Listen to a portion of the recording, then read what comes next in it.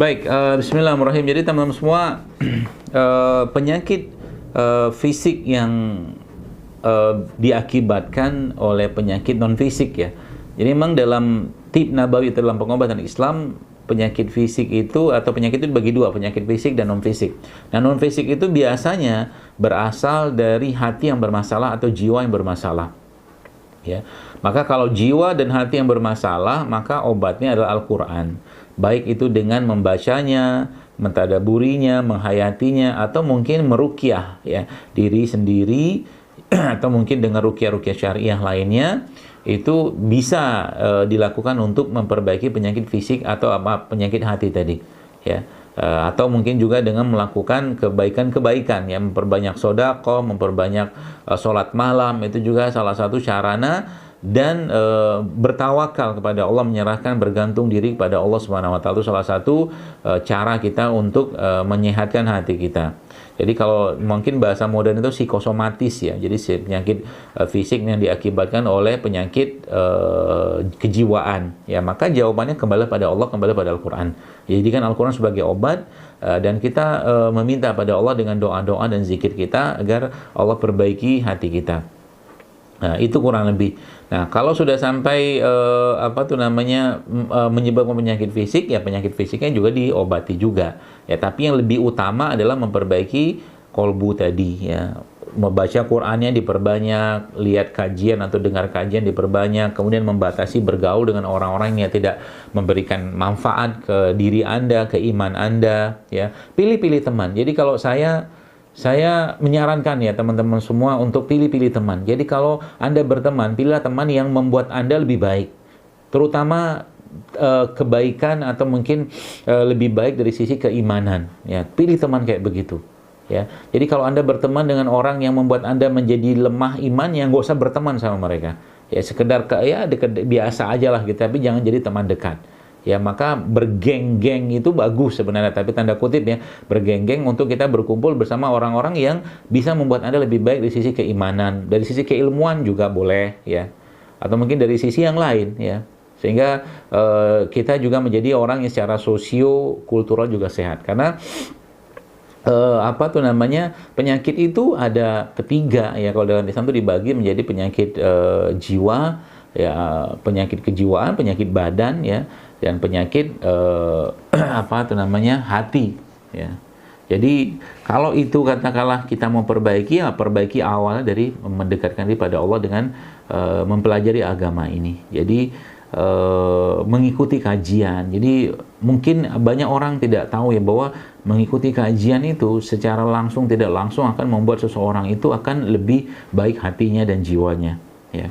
Jadi sempatkan waktu, jangan sibuk saja dengan urusan kampus, dengan urusan fakultas Anda, tapi juga urusan hati Anda harus jaga.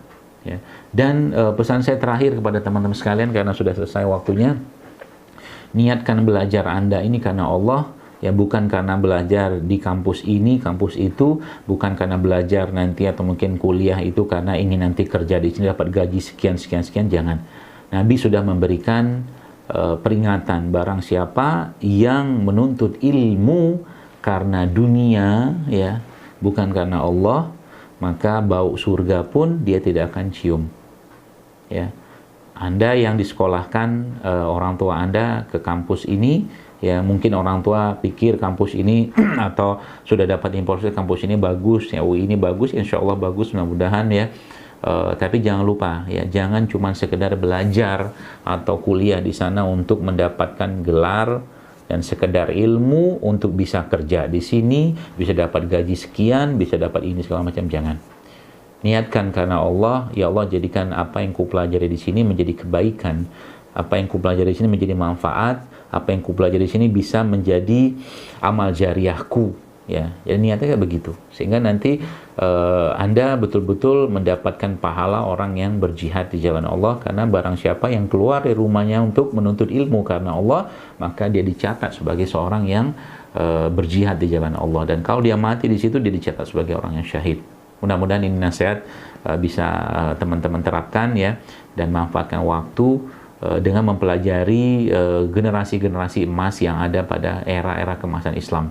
mereka jauh lebih dahsyat dari peradaban saat ini, Bapak Ibu sekalian, teman-teman semua. Ya, maka contohlah mereka, pelajari kisah-kisahnya, ikutin kajiannya, sehingga nanti Anda dapat ilmunya dari misalkan UI kayak sekarang ini, Anda juga mengerti bahwa ilmu itu mungkin tidak perlu mungkin banyak-banyak juga, tapi berkah ya, berkah karena kita meniatkan karena Allah dan mengikuti petunjuk dari Rasulullah dan para salafus saleh. Wallahu taala alam, saya kira mungkin cukup, mudah-mudahan bermanfaat dan segala kebaikan dan kesempurnaan dari Allah dan segala kekurangan dari saya pribadi sebagai seorang manusia, mohon maaf, mudah-mudahan bermanfaat dan semoga Allah mudahkan studi teman-teman di sana semua dan Allah ikhlaskan niat karena Allah, dan semoga Allah jadikan ilmunya ilmu yang penuh kebaikan dan ilmu yang penuh manfaat, dan semoga Allah jauhkan teman-teman semua dari segala macam fitnah yang membuat agama ini makin dituding macam-macam, dan semoga Anda juga bisa menjadi duta-duta agama Islam ini dengan ilmu yang Anda pelajari di sana.